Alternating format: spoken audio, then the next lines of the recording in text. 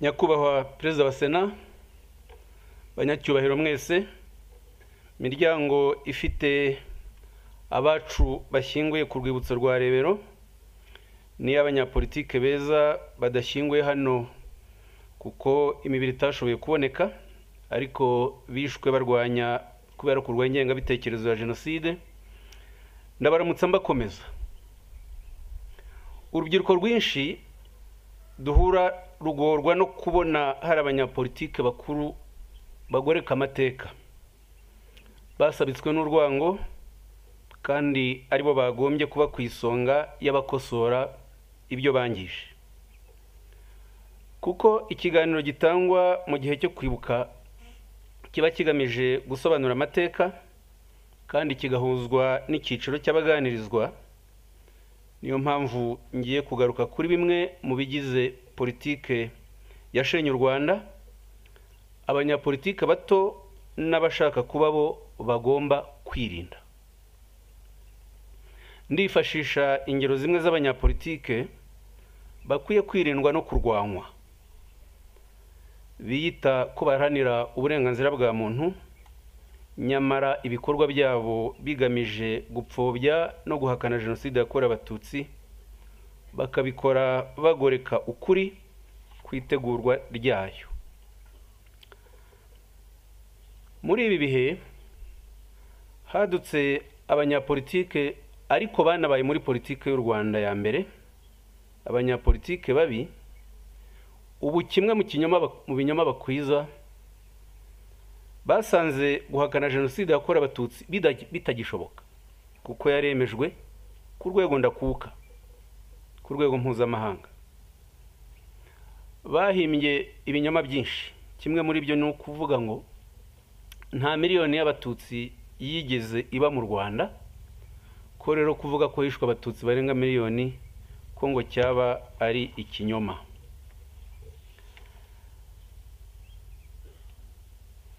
Umwe mu babivuga ndamutindaho gatoya, ni umunyapolitike mubi ariko muzi witwa Ndagijimana Jean Marie Vianney.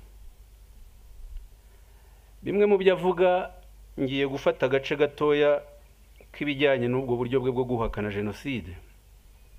Mu biganiro bye ati, hakurikijwe ibarura ryakozwe na ONU, kuvuga ko hapfuye Abatutsi barenga miliyoni ni ikintu kidafite ishingiro. Abantu bari muri komisiyo yakoze ibarura bambwiye ko babaruye Abatutsi batarenze 350 hose mu gihugu. Abanyamerika babafashaga batangiye kubivuga, birukanwa mu Rwanda, kandi murabazi nabo bakunze kujya batanga ibiganiro. Bafashije FPR gukora ibarura ry'Abatutsi bazize Jenoside. Ababyeyi bacu rero bazize Jenoside bahindutse ibicuruzwa kugira ngo hongerwemo inkotanyi zaguye mu ntambara, ababyeyi bazo, imiryango yabo, kugira ngo nabo babone imfashanyo z'amahanga zahabwaga abacikacumu. Aya ni amagambo ya Ndagijimana wiyita umunyapolitike. Ibavuga icya mbere, nta barura ryigeze ribaho mu Rwanda ririmo Abanyamerika, ni ikinyoma. Ibarura ry'abazize Jenoside ryakozwe na Minaloc mu mwaka wa 2000 ryarimo Abanyarwanda, kandi imibare yabonetse icyo gihe ifitiwe amazina yari 1,074,000 n'abantu 47. Nyuma habonetse abandi kubera amakuru yabonetse mu nkiko gacaca no mu bundi bushakashatsi. Ariko iyo avuga ngo nta bihumbi, ngo hamenyekanye abantu 350 by'Abatutsi, ndagira ngo iki kibazo abapfobya Jenoside yakorewe Abatutsi bakunze kuzana cy'imibare garagaza ko nta shingiro gifite, kuko icya mbere Jenoside ntabwo irangwa n'ubwinshi bw'abishwe, irangwa n'umugambi wateguwe wo kwica itsinda icyiciro cy'abantu bazizwe ubwoko bwabo. niyo hakwicwa umwe cyangwa babiri.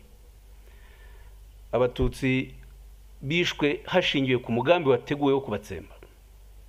Cyo ni kimwe. Cya kabiri, ngarutse ku mibare, nagize amatsiko njya gushakisha niba hashobora kuba harabayeho ibarura rigaragaza iyi mibare koko. Mbona ibarura rya mbere ryakozwe ry'Abanyarwanda rikozwe n'Ababiligi mu mwaka hagati ya 59 n'1960, babikorera raporo. Teritwari z'u Rwanda zari 10. Teritwari ubwo ni nka prefecture zo mu bishize. Muri zo teritwari 10, dore uko basanze imibare y'Abatutsi iteye. Kibuye 30%. Astrida ubwo ni agace kahoze ari Butare, Abatutsi 23%. Nyanza 22%. Cyangugu 22%. Kibungo 16%. Gitarama 15%. Byumba 13%. Kigali 13%. Ruhengeri 8%. Gisenyi 6%. Iyo ni imibare yabonywe n'Ababiligi muri 60 mu ibarura ryabo. Kereka niba ndi umuswa, ariko nta baturage nari nabona bagenda bagabanuka. Abaturage bose barabyara bakiyongera. Niba bigaragara ko hari prefecture zari zifite Abatutsi 30% muri 60, byageze muri 94 aba Batutsi barabaye 3% nkuko ndagije Imana byemeza. Birabereka ikinyoma gikoreshwa kimwe muri byo kugira ngo jenoside yakora Abatutsi iteshwe agaciro, iteshwe uburemere bwayo. Hari undi munyapolitike wabaye mu ishyaka rya MRND nako rya MDR, benshi muzi, Pascal Ndengejeho, cyangwa bamwe yarabigishije muri universite. Yabaye mubeke wa MDR, hanyuma aza kurundukira muri MDR Power. Ubu nawe kimwe na Ndagije Imana ndi mu bugaruka mu kanya nawe. Pascal Ndengejeho ari mu banyapolitike bitwaza ko ngo baharanira uburenganzira bwa muntu, nyamara ari muri gahunda yo gupfobya no kugoreka amateka. Yabaye ministre w'itangazamakuru hagati y'1992 na 1993. Yagiye kenshi mu manza zo mu rukiko rwa Arusha no mu Bufaransa gushinjura abaregwaga icyaha cya jenoside no gushinjura abaregwa ipfobya n'ihakana rya jenoside yakorewe Abatutsi. Icyo si nacyo kibazo. Ikibazo ni mu magambo avuga iyo ari mu izo manza, kuko ni amagambo ari mu mugambi wa jenoside nyirizina. Reka mfate urugero rw'ibyo yavugiye mu rubanza rwa Arusha. Yagiye gushinjura umujenosideri Laurence Manza wabaye burugumesitiri wa Bicumbi. Ndengejeho yatangiye atangariza abacamanza ko mu mateka y'u Rwanda kuva muri 59 kugeza muri 90 ko iteka Abatutsi aribo batangije ubwicanyi ku Bahutu ku buryo budashidikanywaho. Abatutsi nibo nyirabayazana, nibo batangije ubwicanyi. Iki kinyoma aba banyapolitike bakigarukaho kenshi, abanyapolitike babi, gufata icyaha cy'ubwicanyi bakakigereka kubo cyakorewe, noneho abagikoze bo bakitirirwa ko barengana, bashyirwaho icyaha ku busa. Ndengejeho yakomeje abwira abacamanza ko Abatutsi ubwabo aribo batewe ubwicanyi bwabakorewe, ngo kuko baremye agatsiko rwihishwa ko gutera imidugararo mu Rwanda. Yabivuze mu Gifaransa, ndiho ndabihindura mu Kinyarwanda, ariko mu Kinyarwanda ntibiza byumvikana neza ubukana bw'amagambo ye. Ko mu Gifaransa yaravuze ngo ce sont les Tutsis eux-mêmes qui ont mis sur pied une organisation clandestine chargée de provoquer les troubles à l'intérieur du pays. Donc ngo ni abatutsi nibo ubwabo bashyizeho gahunda yo kwiyica. Anakomeza avuga ko ngo abatutsi basa nk'abiyahuye mu kivunge, les tutsis se sont suicidés en masse. Bivuze ko aba bantu bari Rebero n'abari hirya ho hakurya hariya Nyanza ya Kicukiro hari abarenga 100,000 bavanywe hirya no hino mu mujyi wa Kigali no mu nkengero ko bari biyahuye mu kivunge. Uwo muntu n'umunyapolitike uriho bivugira mu rukiko, ni umunyapolitike kandi wabaye ministre. Akomeza avuga ko abatutsi nibo bashinze interahamwe n'andi mashyirahamwe y'abicanyi nka Réseau Zero, Escadron de la Mort, Akazu, RTRM na Kangura, ko ari nabo bateguye urutonde rw'abatutsi bazicwa. Ati Gifaransa kereka mbivuge, ce sont les Tutsis qui ont créé les milices interahamwe, les organisations secrètes telles que le Réseau Zero, le Network, Akazu, les médias tels que RTRM, Kangura, et établi les listes de Tutsis à assassiner. Uwo ni umunyapolitike uriho ubibwira urukiko agoreka amateka. Urukiko rero rwagiye ruba buriya inzira aba bantu bagiye bakoresha ngo irondabwoko, urwango, ubugome babukwize. Ntabwo ndengejeho wenyine wakoresheje urukiko rwa Arusha ndetse n'izindi nkiko mu gukwiza urwango. Hari n'abandi barimo Padiri Serge de Sutter, agatsiko k'abandi benshi bagiye mu rukiko rwa Arusha kuvuga ibi binyoma. Ndengejeho yashoje avuga ko jenoside yatewe n'ibikorwa bitateguwe byo kwirengera kw'abaturage. Le génocide fut une réaction spontanée de légitime défense de la population. Kwirengera kw'abaturage kumvikana gufite ishingiro. Uvuga kwica abana, abakecuru, abarwayi no kwirengera kw'abaturage. Agasoza avuga ko abatutsi atari bo bari ku isonga yabibasiwe na jenoside, abari bibasiwe n'abahutu. Ingabo za FPR zambaraga imyenda y'ingabo z'u Rwanda zikica abantu bikitirirwa interahamwe. Akavuga ko Inyarubuye ari uko byagenze n'ahandi henshi mu gihugu. Ageze mu rubanza rwa Pierre Péan mu Bufaransa. Urubanza rwa Pierre Péan ari umuntu warezwe mu nkiko z'Ubufaransa icyaha cyo kuhakana no gupfobya jenoside yakorewe abatutsi. Ashaka abatangabuhamya nka Ndengejeho n'abandi babyumvaga kimwe bajya kumushinjura. Mu rubanza rwa Péan kinini yashinjwaga yari yaranditse avuga ko abatutsi muri bo bafite umuco wo kubeshya, ko muri kamere y'abatutsi habamo kubeshya, habamo ikinyoma, nta kuri abatutsi bagira. Ndengejeho rero yagiye koko abyemeza, avuga ko umuco w'ikinyoma ari uranga ubwoko bw'abatutsi. Avuga ko abatutsi bemera muri kamere yabo ko bari hejuru y'abandi, ngo ikinyoma cyabo bagifata nkaho ari bwo bwenge. Ngo uzi kubeshya ntafatwe, niwe abatutsi bafata nk'umuntu w'umuhanga, nk'umuntu w'umunyabwenge. Mutekereze ko Ndengejeho yabaye umwarimu wa kaminuza y'u Rwanda. Mwibaze ibyo yigishaga abanyeshuri n'uburyo yafataga abanyeshuri b'abatutsi babaga bamuri imbere bibeshya ko baje kwiga nk'abandi banyarwanda, nyamara ubigisha atababona atyo. Ni benshi cyane mu bitwaga injijuke zize kuri Repubulika ya mbere n'iya kabiri barimo abigishaga kaminuza nka Ndengejeho bari bateye batyo. Ni ba Nahimana Ferdinand, Vincent Ntezimana, Eugene Rwamucyo, Sostene Munyemana, Maniragaba Baributsa, Charles Ndereyehe n'abandi. Izo ni ingero. Ngaruke kuri wa munyapolitike wundi. Mvuga umunyapolitike n'abanyapolitike babi ntimubagereranye n'aba ngaba twaje kwibuka uyu munsi, ndetse n'urubyiruko rwatubwiye amazina yabo 21 bashyinguye ku rwibutso rwa Rebero nabo tutarashobora kubona. Ndagijimana Jean Marie Vianney ndamuvuga ngaragaza uruhande rwe rutazwi cyane uko bikwiye rw'ubujura bumuranga, ariko akiyambika ikote rya politike, akiyambika guharanira uburenganzira bwa muntu. muri guverinoma y'ubumwe bw'abanyarwanda yashyizweho muri Nyakanga 1994.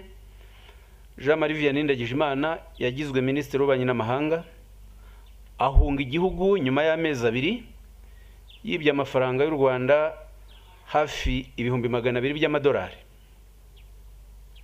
Minisitiri w'intebe icyo gihe Faustin Twagiramungu wari inshuti ye banakomoka mu karere kamwe ka Rusizi, niwe wabitangaje rugikubita mu itangazo rya guverinoma ryasohotse tariki 19 Ukwakira 1994, anabisobanura mu biganiro yahaye ibinyamakuru birimo Agence France Presse na New York Times.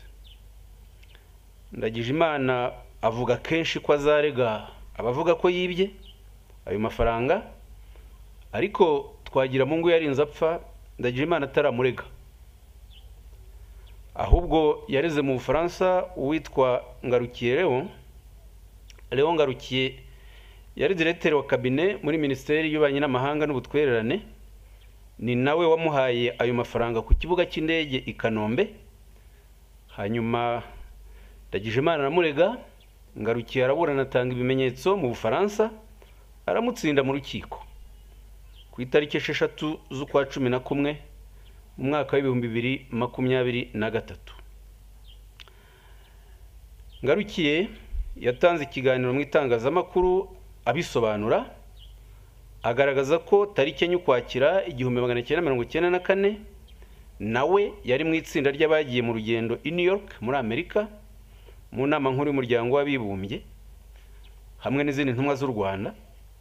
Hanyuma koko aya mafaranga yashyikiriza Ndagijimana kugira ngo ayajyane muri ambasade y'u Rwanda yari maze igihe gitoya ifunguye. Hanyuma Ndagijimana amafaranga arayafata arihisha ahungira mu Bufaransa. Urubanza rero yararutsinzwe, ariko ntashobora kuruvuga na rimwe kuko azi yuko nyine ubwo bujura bwe urukiko rwabigaragaje kandi byahita bimenyekana. Ariko kuba yaribye mu mafaranga ya guverinoma y'u Rwanda ari ministre ntabwo ari ikintu gishya yari yadukanye, yari abisanganywe. Mu mwaka wa 1995 hakozwe igenzura muri ambasade y'u Rwanda i Paris mu Bufaransa. Igenzura rikorwa n'impuguke 3 zavuye muri Ministeri y'Imari y'Ububanyi n'Amahanga na Ministeri y'Ingabo z'u Rwanda. Igenzura rikorwa ku matariki 31 Nyakanga kugeza ku itariki 5 Kanama 1995. Basanga ambasaderi Jean Marie Vianney Ndagijimana wabaye ambasaderi w'u Rwanda mu Bufaransa kuva mu mwaka wa 1990 kugeza 1994, yarahengereye mu gihe mu Rwanda hari akavuyo k'amashyaka menshi mu gihugu. Guhera muri 1992 atangiza gahunda y'ubujura ruharwa bwaranzwe n'ibi bikurikira. Muri Nzeri 1992 yagurishije inzu ya leta y'u Rwanda yaratuyemo i Paris ku giciro yihitiyemo atabimenyesheje Ministeri y'Ububanyi n'Amahanga, kandi amafaranga ntiyayaha leta. Yayigurishije ku giciro cya $1,850,000 by'amafaransa y'icyo gihe, mu gihe leta y'u Rwanda yari yaraguze iyo nzu mu mwaka wa 1989 agaciro k'amafaranga y'amafaransa $3,750,000, bigaragaze ko yayitesheje agaciro k'icya kabiri cy'agaciro k'inzu kugira ngo irugwe vuba amafaranga yatware.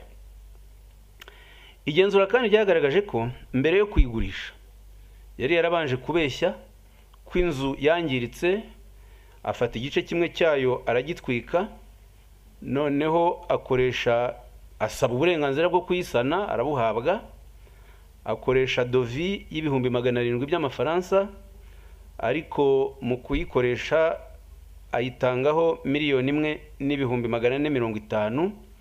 Ayo ayishyuza leta y'u Rwanda, nyamara yaragaragaje ko yari ikeneye gusanwa $700,000, ari nawe wayitwikiye ubwe.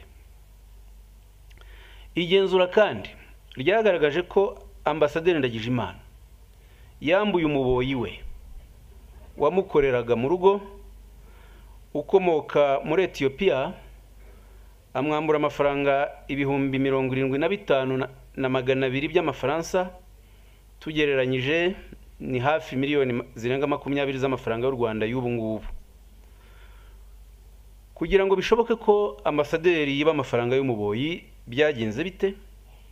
Igenzura ryasanze yari yarahaye amabwiriza umubitsi wa ambasade y'u Rwanda mu France, comptable, yaramuhaye amabwiriza yuko umushahara w'umukozi we, abakozi bo mu rugo, agomba kujya unyuza kuri konte ya ambasaderi. Noneho ambasaderi akaba ari we yabihera. Naho rero yabihereye uyu comptable Atanaze Nsengiyumva, amafaranga y'abakozi bo mu rugo bandagije Imana akanyuza kuri konte ye. Ndagije Imana nawe amafaranga ntayahe abakozi agenewe, cyane cyane uyu muboyi we wakomokaga mu gihugu cya Ethiopia. Ndagije Imana kandi kubera ubwo bujura, igenzura ryasanze yari yararetse n'abandi badiplomate b'u Rwanda nabo bakora ubujura burimo kwangiza imitungo y'amazu ya ambasade y'u Rwanda bari bacumbitsemo, kugurisha ibikoresho byayo no kumaramo igihe kirenga umwaka baranze gusubiza amazu leta y'u Rwanda nyuma ya jenoside, kandi batari bakiri abadiplomate. Bakoze ubwo bujura rero ambasaderi ubayobora harimo abitwa Ukobizaba Martin, Madame Muhuri Jean Marie Vianney, Nderebeza Anastase, Nzayo Michel na Shiramaka Anastase. Uwaciye agahigo mu kurigisa amafaranga atagira ingano ni Colonel Sebastien Ntahobari, wari uhagarariye u Rwanda i Paris ashinzwe ubutwererane mu bya gisirikare kuva mu mwaka wa 1992 kugeza ku itariki 29 Ukuboza 1994, ariyo tariki Colonel Ntahobari yavanywe kuri uwo mwanya.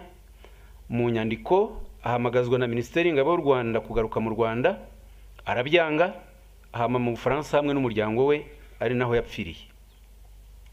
Igenzura ryagaragaje ko Colonel Ntahobari guhera tariki 6 z'ukwa 11 1993 wari Minisitiri w'Ingabo z'u Rwanda icyo gihe Augustin Bizimana yamuhaye ububasha bwose bwo gucunga wenyine ingengo y'imari ya ambasade, kandi icyo gihe ingengo ambasade y'u Rwanda i Paris yanyuzwagaho amafaranga menshi yo kugura intwaro mu bihugu bitandukanye.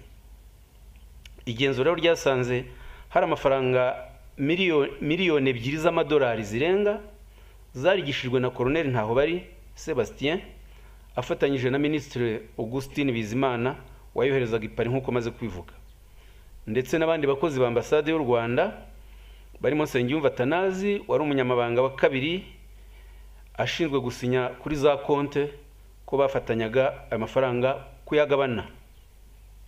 Iyi raporo y'igenzura maze kuyisoma yanteye amatsiko, ngerageza kwibaza uburyo aya mafaranga ashobora kuba yarigishijwe na ambasaderi n'abakozi ba ambasade, u Rwanda ntirubimenye, guverinoma ntibimenye, bigahama aho ngaho. Hanyuma kuko ntari mfite uwo mbaza wabimpaho amakuru, nagiye mu nyandiko nza gusanga hari ikinyamakuru cyitwa Le Courrier du Peuple cyo ku itariki 25 Kamena 1993 cyanditse inkuru ndende ivuga ko ubwo bujura mu nyito ivuga ngo l'ambassade du Rwanda à Paris est au bord de l'implosion. Biravuga ngo ambassade y'u Rwanda i Paris iri kumanga yo gushwanyuka.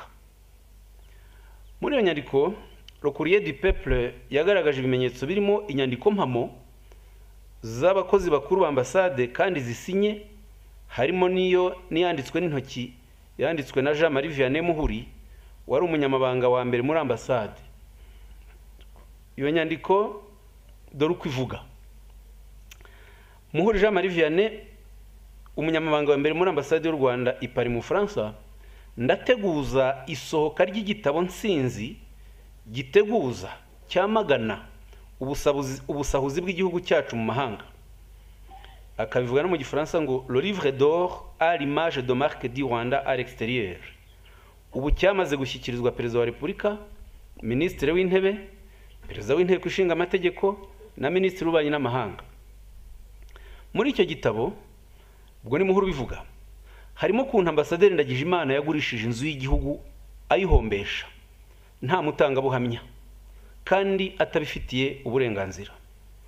Kirimo kuntu yari imishahara y'abayaya be leta imwoherereza, umwe muri bo akaba yaramureze. Kirimo ukuntu yimutse ava mu nzu ya leta y'igorofa agasubira mu bukode aho yishyura amafaranga arenze miliyoni y'amanyarwanda buri kwezi, kandi Minisiteri y'Ububanyi n'Amahanga yari yarabimubujije kubera impamvu zumvikana z'ubukene igihugu gifite kuvaho cyaterewe n'inkotanyi.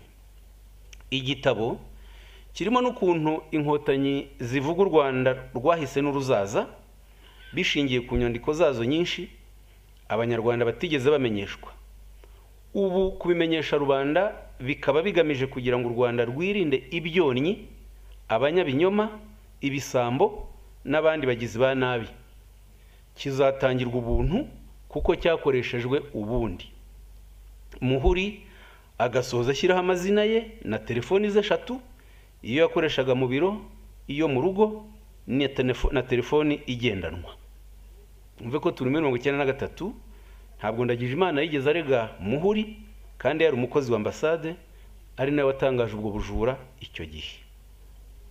Inyandiko y'iki kinyamakuru igaragaza n'ubundi bujura bwakozwe n'umujyanama wa mbere nigeze kuvuga mu kanya uko bizaba Martin, ubu nawo ba mu Bufaransa hamwe na Ndagijimana. Bugizwe n'ibi bikurikira: kwambura abakozi bakorera kuri kontra imishahara yabo ntabahembe kandi leta y'u Rwanda iyohereza, kuzamura imishahara bahembwaga yagaragarizaga Minisiteri y'Ububanyi n'Amahanga ariko ikaba itandukanye n'ayabaga yanditse muri kontra, bivuga ko yari afite uburyo akora amanyanga akagaragaza kontra zirimo umushahara munini nyamara kontra yakoreye abakozi zo zirimo makeya, icyo kinyiranyo akagitwara. Kugurisha inzu ya leta y'icumbi rya ambasaderi babyumvikanyeho yari ahitwa Rémy Honoré afatanyije na ambasaderi ubwe wari uyituyemo nk'icumbi rye. Birabumvisha rero kubujura bwari twibanire muri ambasade y'u Rwanda mu Faransa ku gihe cya Ndagijimana ari we ubuyoboye. Abakozi bamwe ba ambasade y'u Rwanda i Paris bagaragaje ubwo bujura, bituma tariki 16 Ukwakira 1992 Ndagijimana yandikira Minisiteri y'Ububanyi n'Amahanga ayimenyesha ko yagurishije inzu iherereye kuri nimero 20 Rue de la Borne, Saint-Rémy Honoré i Paris ku giciro cya $1,850,000 y'amafaransa.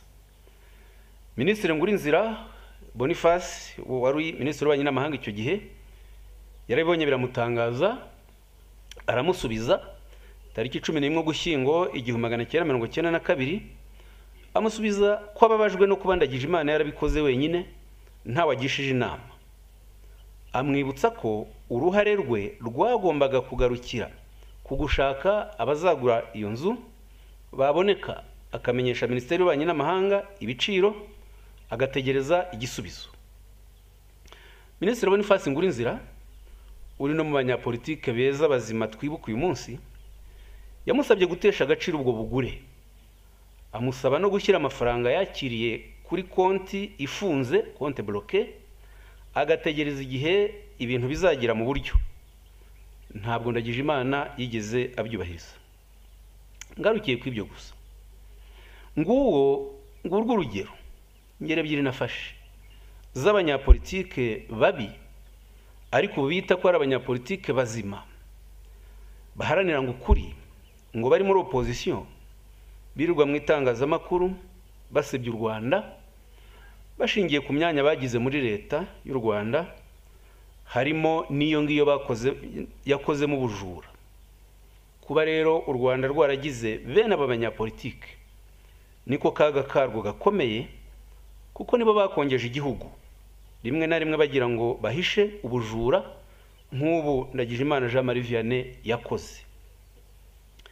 Ndagira ngo noneho mvuge kuri politike ya Habyarimana ubwe. Perezida Habyarimana yagejeje kuri jenoside yakorewe Abatutsi kuko nanone muri iki gihe hadutse abantu b'inyangabirama barimo n'umuhungu we Leon Habyarimana babeshya ko nta ruhare Habyarimana Juvenal yagize muri jenoside, kandi jenoside yakorewe abatutsi yarateguwe ikanakorwa buhoro buhoro ku butegetsi bwe. Hari n'ababeshya ko jenoside yashobotse kubera ko MDR, PSD na PR havutsemo igice cya Hutu Power. Ibi ni ukuri gucagase cyane. Hutu Power yavutse mu Kwakira 1993, ariko itegurwa rya jenoside yakorewe abatutsi ryatangiye mu Kwakira 1990. Mu myaka ine jenoside yateguriwemo kuva muri 1990 kugeza 1994, icengeza amatwara ry'urwango ku batutsi ribambura ubwene gihugu bakitwa Abagande, Inyangarwanda, byakwijwe mu nzego zose. Byakurikiye n'inyandiko nyinshi n'imbwirwaruhame z'amashyaka zikangurira abahutu gufata imbunda n'imihoro bakica abatutsi. Ijambo gutsembatsemba no kwishyira hamwe kw'abahutu hagakorwa itsembatsemba ry'abatutsi ryatangajwe mu Kwakira 1990, bishyirwa muri gahunda ya leta ya Habyarimana. Muri Mata 1992 habaye kongere ya MRND yavugaga ko ari MRND ivuguruye, ifata ibyemezo byo gushyiraho inzego zayo nshya n'abayobozi bakuru ku rwego rw'igihugu. Baniyemeza kurwanya uwo bise umwanzi w'igihugu uwo ari we wese, cyane cyane inkotanyi n'abatutsi, bagendeye ku kivugo cya Perezida Habyarimana yatangaje icyo gihe avuga ati ndi ikinani cyananiye abagome n'abagambanyi. Muri iyi kongere hatowe abayobozi bashya. General Major Habyarimana Juvenal atorerwa kuba perezida wa MRND, Edouard Karemera vice perezida wa mbere, Kabagema Ferdinand vice perezida wa kabiri, Ngirumpatse Matayo umunyamabanga mukuru. Iyo Habyarimana yavugaga abagome yabaga avuga abatutsi n'inkotanyi, iyo yavugaga abagambanyi yabaga avuga abahutu batemera umugambi wa jenoside, yabaga avuga abahutu barwanya irondabwoko, ivangura n'ingengabitekerezo ya jenoside yose, harimo abo twibukira hano kuri urwibutso rwa Rebero. Naho Habyarimana yemereye kugirana imishyikirano na FPR muri 1992, yabikoraga atabyemera. We yemera umugambi wa jenoside akabifatanya no kuyitegura. Urugero,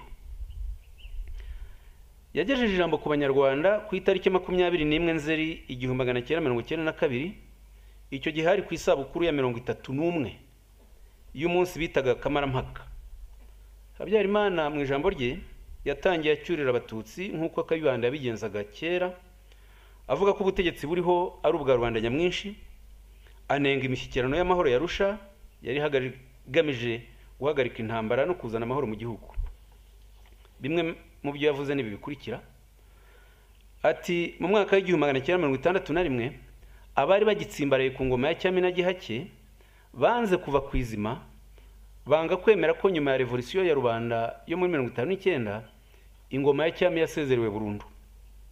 Byabaye rero ngombwa ko amatora araba koko ku itariki itazibagirana yo kuwa 25 Nzeri muri 1961, maze imbaga nyamwinshi isezerera ku mugaragaro kandi mu buryo budasubirwaho ingoma ya Cyami, ingoma ntutsi, isezerera n'umwami wariho. Hashize rero imyaka 31 Kamarampaka ikemuye urubanza. Twibuka uyu munsi intwari zitangiye u Rwanda, intangiriro y'ubwigenge nyakuri.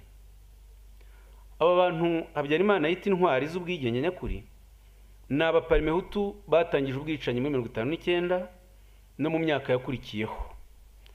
Ni abayoboye ibikorwa byo gutwika no kumenesha abatutsi mu gihugu. Habyarimana yakomeje agira ati isabukuru twizihiza uyu munsi ihuriranye n'igihe u Rwanda rwacu ruri mu ntambara turwana nanone n'abafite inyota yo kugera ku butegetsi bahunze amatora. Umunsi mukuru twizihiza none ukaba rero wongeye kuba hari abaharanira kuniga demokrasi dukesha Kamarampaka. Ibyo ari byo byose rubanda nyamwinshi y'abanyarwanda yakemuye impaka. Imbaga nyamwinshi y'abanyarwanda ishyiraho inzego z'ubutegetsi kandi yitorera abategetsi. Intambara u Rwanda rwashowemo n'inkotanyi ziturutse mu Bugande yakoze u Rwanda mu nda. Amahoro twari dusanganywe yarahahungabaniye bikomeye. Ngira ngo murabyumva, hano harimo ubugome bukabije. Icya mbere ni ukubeshya ko impunzi zahunze amatora. Ntabwo impunzi z'abatutsi zagiye mu Bugande, i Burundi, Kongo, Tanzania n'ahandi zihunze amatora, ntizahunze amahoro. Oya, zari zarahunze kwicwa, gutwikirwa, kwamburwa imitungo, bikozwe na leta ya Parmehutu na MRND. Icya kabiri, iyo avuga ngo rubanda nyamwinshi yakemuye impaka, ubwo aravuga abahutu. Umuntu akibazaho abandi banyarwanda yabashyiraga. Iyi politike y'agatanya niyo yashenye u Rwanda, izi ngero za Habyarimana zerekana. Yakomeje yibasira FPR mu buryo bweruye ati iyi sabukuru ya kamarampaka ibaye guverinoma y'u Rwanda igirana imishyikirano n'abaduteye. Ibaye itwibutsa nanone ko kamarampaka yakemuye ikibazo cy'impaka zashojwe, nabwo zunganiwe n'ibitero by'imyambi n'amasasu, tutaretse n'ibinyoma byakwizwaga mu mahanga, cyane cyane mu muryango w'abibumbye n'impunzi. U Rwanda dutuyemo nyuma ya kamarampaka rwishyiriyeho ubutegetsi n'abategetsi. Uko byagenda kose, uwifuza kuyobora u Rwanda niyereka abanyarwanda babimutorere. Uwaba yibeshya ko azayoboka inzira y'ubusamo yibwire ko yibeshya. Narekeraho, kuko niba bitaraba akari kera bizaba. Kandi azatahurwa. Nubwo imirwano yahagaritswe, intambara ntirarangira. Abanyarwanda n'ingabo zabo ntibagomba rero kwirara. Niyo ntwari ikomeye yatumye igihugu cyacu gikumira umwanzi, maze abo yari yarasinzirije mu cyizere ko azafata u Rwanda mu minsi 3 bagatangara. Dukomeze rero muri iyo ntego, kuko iyi ntambara igeze mu ikoni rikomeye. Inkotanyi zagiye zishotora ingabo z'u Rwanda mu birindiro byazo. Intambara ntirarangira. Tubazwa no kubona abaduteye bakomeza kwitwikira ijoro ngo maze ibyo batashoboye gutsindisha intwaro baturutse mu Bugande bayisimbuza y'amayeri ishingiye ku byitso. Muri iri jambo murabyumva ko ntaho Habyarimana afata inkotanyi nk'abanyarwanda, arabita abanzi bavuye mu Bugande bagatera u Rwanda. Aranacyurira batavuga rumwe n'ubutegetsi bwe ko basinzirijwe n'ikinyoma cy'inkotanyi. Yashoje mu gasuzuguro acyurira FPR ko imishyikirano barimo ari ukwibeshya. Anaca amarenga ya jenoside agaragaza uburyo ingabo ze z'inzirabwoba ziri maso ngo zifatanyije na rubanda nyamwinshi, ndetse akangurira abakuru gusobanurira abato icyo kamarampaka bisobanuye. Yabivugaga azi neza ko imyaka y'iti ya kamarampaka ya 59 kugeza 62 ko nta kiza cyayiranze uretse kuba ariyo yabaye intangiriro y'ubwicanyi mu Rwanda. Ni amagambo yakanguriraga jenoside itihishiriye aho guharanira amahoro. Yabivuze atya ati uyu mutego nimuwitegure, maze u Rwanda ruzatsindiye intambara burundu yashojwe n'inkotanyi. Ibihe tugezemo birakomeye, no muri 61 byari mu mahina. Abariho icyo gihe barabyibuka, nibabisobanurire rero abavutse nyuma. Dusabye abo dushyikirana ari bo b'inkotanyi ko bivanamo kwibeshya, bibwira ko abaturarwanda ari bipfayongo. Uko byagenda kose, umwanya ntushobora uwo gutatira repubulika. Abayifuza nibayiyegurire aho gusigara bakururuka mu mpitagihe. Twemere ko umutwe w'inkotanyi utabiyeretse bihagije. Inzirabwoba zo ziri maso kandi zitewe inkunga n'imbaga nyamwinshi. U Rwanda rero ni mutamenwa, niyo mpano ya kamarampaka twizihiza uyu munsi. Habyarimana avuga ijambo tariki 21 Nzeri 1992. Uwo munsi yari yanashyikirijwe raporo ya komisiyo y'abasirikare bakuru yari iyobowe na Colonel Bagosora. Yari yarihaye umukoro uvuga ngo muzatwigire icyo twakora kugira ngo dutsinde umwanzi mu rwego rwa gisirikare, itangazamakuru na politiki. Iyo komisiyo yari iyobowe na Bagosora yanzuye ibwira Habyarimana ko umwanzi w'u Rwanda ari umututsi, ko ndetse n'umututsi nuha umututsi ubufasha ari umufatanyacyaha w'umwanzi. Nicyo abanyapolitike b'abahutu twibuka uyu munsi bazize, biciwe kuba ari abafatanyacyaha b'uwo bitaga umwanzi w'u Rwanda, ni ukuvuga umututsi. Nyuma y'iyo nyandiko muribuka ijambo Habyarimana yavugiye mu Ruhengeri tariki 15 z'ukwa 11 1992, atangiye gushyira mu bikorwa ibikubiye muri raporo y'uko umututsi ari umwanzi. Akoresha imbwirwaruhame ku bayoboke ba MRND barimo interahamwe nyinshi zari muri stade ya Ruhengeri. Arababwira ati, interahamwe nimuzigurira imyenda ziberwe, nkundi yo zaberewe zambaye imyenda mishya, igihe ntikiragera, igihe nikigera nzazikoraho tumanuke. Cyo yitaga kumanuka ni ukujya kwica, ni ukujya gukora jenoside, ari nabyo sindi kubwabo nawe yitaga gukora. Nyuma y'ikimwe kimwe Habyarimana avuze ayo magambo ko azakora ku nterahamwe bakamanuka. Leo Mugesera wari umujyanama wa MRND ushinzwe politike ku rwego rw'igihugu, akaba na vice president wa MRND muri prefecture ya Gisenyi aho Habyarimana yavukaga, yoherejwe ku Kabaya mu karere ka Ngororero, ajyana n'umukuru w'ingabo wungirije Colonel Laurence Rubuga n'abandi bategetsi. Avuga ijambo asaba abahutu bo ku Kabaya gushyira hamwe bakica abatutsi, bakabatema amajosi, bakabata muri Nyabarongo, bakabasubizaho yiti wabo bakomotse muri Ethiopia. Izo ntumwa zagiye muri ubu butumwa zari zitumwe na Habyarimana, ntabwo zari ziyohereje. Mugesera amaze gutangiza ikorwa rya jenoside icyo gihe muri 1992, wari minisitiri w'intebe Dismas Nsengiyaremye yasabye minisitiri we w'ubucamanza Stanislas Mbonampeka kumukurikirana, ariko Mbonampeka ntiyabikoze kuko nawe yari ntagondwa ibyemera kimwe na Mugesera. Kubera iyo baruwa minisitiri w'intebe Nsengiyaremye yanditse, byatumye hari abanyapolitike babi bashinga ihuriro bise komite mpuzabitekerezo yo gushyigikira Mugesera. Bandika inyandiko tariki 30 Ugushyingo 1992, bayandikira minisitiri w'intebe Dismas Nsengiyaremye bamubwira ibi bikurikira.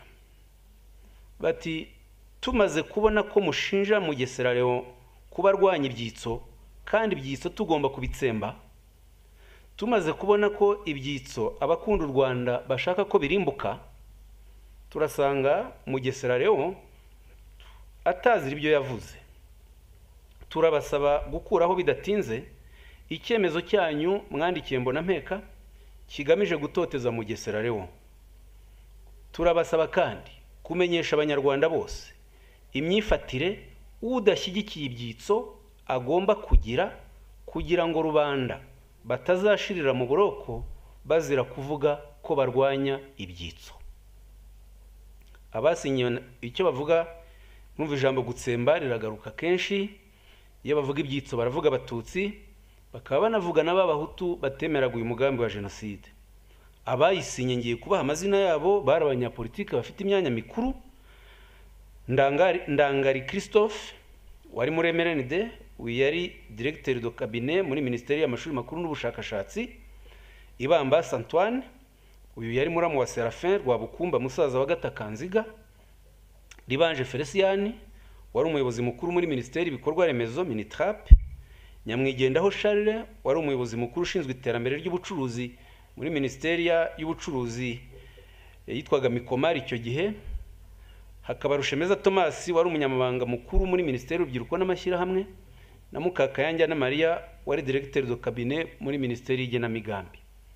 Iyi baruwa yamenyeshaga yuko Mugesera ibyo yavuze ari byo, ndetse gahunda yo gutsemba abatutsi ko ari ngombwa igomba no gushyirwa mu bikorwa. Babimenyesheje Perezida wa Repubulika Habyarimana, babimenyesha minisitiri w'intebe, babimenyesha abaminisitiri bose, ariko ntabwo bigeze bakurikiranwa ku iki cyaha. Ngana ku musozo, noneho mvuge bike muri 1994. 1994 duhere mu kwezi kwa Werurwe, habayeho imbaraga nyinshi haba mu gihugu imbere no mu mahanga, harimo n'ibihugu by'inshuti z'u Rwanda n'imiryango mpuzamahanga, bisaba perezida Habyarimana kuvanaho imbogamizi yari yarashyizeho zabuzaga ishyirwa mu bikorwa ry'amasezerano y'amahoro ya Arusha. Ku itariki ya 1 Werurwe 1994 Habyarimana yohereje intumwa i New York. Intumwa ye Andrea Ntagerura wari minisitiri w'itumanaho abonana n'umunyamabanga mukuru w'umuryango w'abibumbye Boutros Ghali. Boutros Ghali amubwira ko amasezerano y'amahoro agomba gushyirwa mu bikorwa vuba, ko niba bidakozwe umuryango w'abibumbye witeguye kuvana ingabo za MINUAR mu Rwanda. Habyarimana icyo gihe yemeye ko agiye gutangiza ibiganiro ahereye ku bakuru b'ibihugu bikikije u Rwanda. Noneho tariki 9 Werurwe 1994 ajya Uganda. Itariki 9 Werurwe ajya kubonana na Mobutu Igba-Dorite. Serivisi z'iperereza z'Ububiligi zigaragaza ko urwo rugendo Habyarimana yakoreye muri Uganda rwarakaje intagondwa zo muri MRND zirimo Mateo Ngirumpatse wari perezida wayo icyo gihe. MRND itumiza Habyarimana kwisobanura kuri urwo rugendo no kuba agaragaza ko amasezerano y'amahoro agomba gushyirwa mu bikorwa. Muri uko kwezi kwa Werurwe 1994 ibihugu bigize umuryango w'ibihugu by'i Burayi byari bifite ambasade mu Rwanda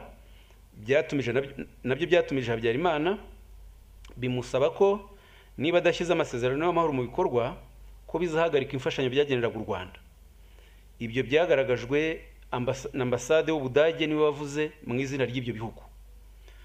Ku itariki 30 Werurwe 1994 Colonel Bagosora wari umuyobozi mukuru muri Minisiteri y'Ingabo yari yagiye ku Gisenyi, yari Directeur de Cabinet. Yari yagiye ku Gisenyi mu kiruhuko cy'iminsi mike.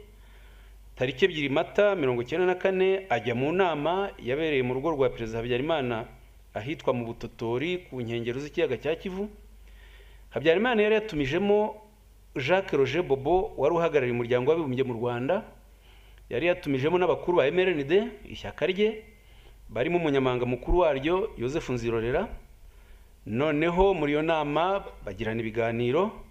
Habyarimana yemerera Jacques Roger Bobo ko yemeye gushyiraho inzego ziteganywa n'amasezerano ya Arusha, ko ariko kubera urugendo azakorera Igba-Dorite ku itariki 4 z'ukwa 4 1994 n'inama azajyamo Arusha ku itariki 6 z'ukwa 4 ko yasabye Directeur de Cabinet we Enoch Ruhigira ko atanga ubutumire kw'imihango yo gushyiraho inzego z'agateganyo ziteganywa na Arusha kwizaba ku itariki 8 Mata 1994.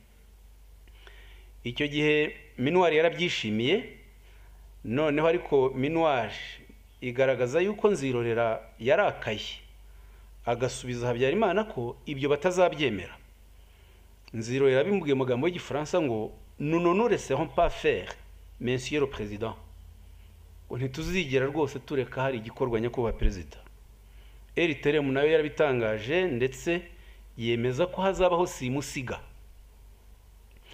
Bagosora agarutse i Kigali atangira imyiteguro yo kwica Habyarimana. Kuko yari Directeur wa Cabinet muri Minisiteri y'Ingabo, yari afite uburenganzira ahabwa n'amategeko bwo gusimbura Minisitiri w'Ingabo igihe adahari, kuko Minisitiri w'Ingabo icyo gihe ari mu butumwa muri Cameroon. Bagosora rero yafashe icyemezo mu mwanya wa Minisitiri w'Ingabo cyo kohereza General Nsabimana i Dar es Salaam guherekeza Perezida Habyarimana. Serivisi za Minisiteri y'Ingabo zari ziyobowe na Bagosora zakoze urupapuro rwo kohereza General Nsabimana mu butumwa tariki 5 z'ukwa 4 1994 barumushyira iwe imuhira. Basanga yagiye iwabo mu Ruhengeri bamutumaho vuba. Ubu buhamya mvuga hano uretse kuba bwaremejwe na Jacques Roger Bobo ariko n'umugore wa Nsabimana Uwimana Tanazia mu ibazwa rye n'ubushinjacyaha bwa gisirikare bw'Ububiligi ku itariki 30 Kamena 1994 ryabereye i Buruseli, yabivuze muri aya magambo ko ngo ku itariki ya 5 Mata 1994 babwiye umugabo wanjye ko yagombaga guherekeza Perezida wa Repubulika i Dar es Salaam, bakajyana ku itariki ya 6 Mata mu gitondo kare. Umugabo wanjye ntiyarazi impamvu z'urwo rugendo. Hari ku nshuro ya mbere bamusaba kujya mu rugendo nk'urwo. Madamu w'Imana yongeyeho ko ariko Habyarimana ku munsi wakurikiye w'ihanuka ry'indege nyuma ya saa sita umugore wa Habyarimana yaramubwiye ngo ibyabaye byagombaga kuba. Uyu mudamu wa Nsabimana akavuga ko ibi umugore wa Habyarimana yabimubwiye asubiza ikibazo yaramubajije ku bijyanye n'impamvu zatumye umugabo we asabwa kujyana na Perezida Habyarimana ku buryo butunguranye. Bagosora aganira n'abagenzacyaha Arusha ku itariki 18 z'ukwa gatanu mu mwaka wa 2000 yababwiye ko itariki enye Mata 1994 ko Jenerali Nsabimana atarazi ko azajyana mu nama na Perezida Habyarimana i Dar es Salaam. Biragaragara rero yuko umugambi wo kwica Habyarimana wari umugambi wa kudeta Bagosora yakoze mu ibanga kugira ngo bibafashe kwihutisha vuba itangizwa rya jenoside muri ako kavuyo ko kwanga ko n'amasezerano y'amahoro ashyirwa mu bikorwa. Undi mutangabuhamya Jean Berkimasi Birara we muramuzi benshi ari n'inahangaha yabwiye ubushinjacyaha bw'Ububirigi ashingiye ku byo yabwiwe n'abasirikare bo hejuru bo mu ngabo z'u Rwanda ko Bagosora yavuye ku Gisenyi agaruka i Kigali tariki enye Mata 1994 kugira ngo anonosore imyiteguro yo gukora jenoside no kwica umukuru w'igihugu. Abivuga atya ati tariki ya 4 Mata 1994 kuwa mbere wa Pasika Colonel Rusatira wari umunyamabanga mukuru muri Minisiteri y'Ingabo imyaka 15 nyuma akaba directeur w'ishuri rikuru rya gisirikare asimbuye Colonel Buregeya yaje wanjye saa sita yambwiye ko Perezida amaze guha Enoch Ruhugira wari ukuri ibiro bye amabwiriza yo gutegura ibikenewe byose byo kurahiza abadepite na guverinoma iwabo w'umugore wa Perezida Habyarimana n'abasirikare bakuru babimenye bahamagaje Bagosora ari mu kiruhuko ku Gisenyi. Ageze i Kigali tariki 5 Mata 1994 nimugoroba niwe bafashe icyemezo cyo guhanura indege ya Perezida no kugarura Colonel Serubuga, Buregeya na Rwagafirita mu basirikare bakuru batatu batari bishimye abashyira mu ngabo. Ubwo n'ubuhamya bwa Birara. Birumvikana neza rero ko abahakana ko nta ruhare Habyarimana yagize mu itegurwa rya jenoside bibeshya. Yararugize guhera muri 1990 kugeza 1994 ariko kubera yuko yari yemeye ko inzego z'inzibacyuho zijyaho we bahise abatabishaka bamwica kugira ngo bakore kudeta banaburizemo amasezerano y'amahoro ariko urubu rwitwazo rwo gushyira mu bikorwa jenoside yari yarateguwe. Kuba jenoside yari yarateguwe mbere ni nabyo Minisitiri w'Intebe Kambanda yemerera urukiko rwa Arusha itariki ya mbere Gicurasi 1998 mu byaha 11 yemeye. Icya mbere kiravuga ngo Jyewe Jean Kambanda nemera ko muri 1994 mu Rwanda habayeho ibitero byinshi byateguwe kandi byibasiye abaturage b'abasivile b'abatutsi biteretse ku mugambi wo kubarimbura wateguwe mbere ya 1994. Umugambi wateguwe mbere ya 1994 rero ni umugambi wateguwe n'ubutegetsi bwa Habyarimana.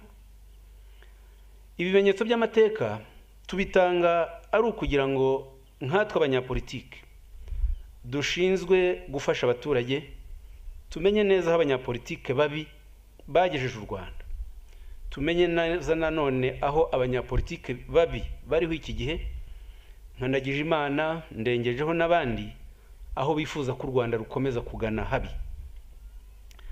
Abanyarwanda bakundaga kuvuga ngo u Rwanda ni ingobyi yaduhetse. Uratwereka ko abanyarwanda bemeraga ko ari abavandimwe mu gihugu cyabo cy'u Rwanda rwababyaye, u Rwanda basangiye.